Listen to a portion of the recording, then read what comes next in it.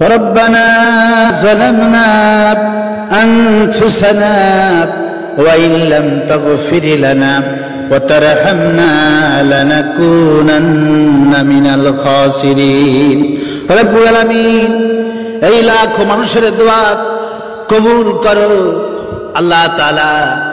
এই মাহফিলে যিনি বছরের পর বছর ধরে কোরআনের তাফসীর করতেন তিনি আর কেউ নন, কোটি জনতার হৃদয়ের স্পন্দন, মুজলুম জনতা মুফাসসিরে কোরআন আল্লামা দিলওয়ার হোসাইন সাইদি।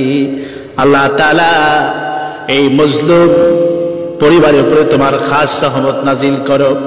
রফিক বিন সাইদির কবরটা জান্নাতের বাগান বানায়া দাও। শামীম সাইদি, মাসুদ বিন সাইদি, নাইম সাইদিকে আল্লাহ তোমার দরবারে কবুল করো। আল্লাহ সাইদির পরিবারকে তোমার দরবারে কবুল করো। মজলুম পরিবারের উপরে তোমার খাস রহমত নাজিল করে দাও আল্লাহ। তুমি ছাড়া আমাদের কেউ নাই। 85 বছরের বৃদ্ধা একজন থানায় গিয়েছে মামলা দেওয়ার জন্য, থানা থেকে লাঠি দিয়া বের করে দিয়েছে।